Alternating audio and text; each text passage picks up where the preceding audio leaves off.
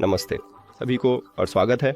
इस वीडियो में मैं आपको दिखाऊंगा कि अपने iOS डिवाइस का उपयोग करके OnePlus Nord Buds Sphere Pro headphone की बैटरी स्तर कैसे जांचें। तो मूल रूप से आपके पास इसे करने के लिए कुछ विकल्प हैं। पहला तरीका एक विजेट बनाना है, तो बस एक खाली जगह पर दबाकर रखें, फिर बाईं ओर ऊपर एडिटर प्लस पर क्लिक करें। अब विजेट जोड़ें, नीचे स्क्रॉल करें और बैटरी पर क्लिक करें। अब के लिए सबसे अच्छा एक विजेट चुनें। मान लीजिए कि यह मेरे लिए ठीक है, और जब आप निर्णय ले लें तो ऐड विजेट पर क्लिक करें और आप यहां बैटरी स्तर की जांच कर सकते हैं, या आप एप्लीकेशन में जा सकते हैं और यहां इसकी जांच कर सकते हैं। और यह एक बेहतर विकल्प है क्योंकि आपके पास बाएं और दाएं एयरपॉड्स की बैटरी प्रतिशत होती है और एक चार्जिंग केस भी। बस इतना ही। इस वीडियो को देखने के लिए धन्यवाद। अगर आपको यह मददगार लगा तो कृपया चैनल को सब्सक्राइब करने पर विचार करें और वीडियो पर लाइक छोड़ें। यह हमारे लिए वास्तव में महत्वपूर्ण है। फिर मिलेंगे।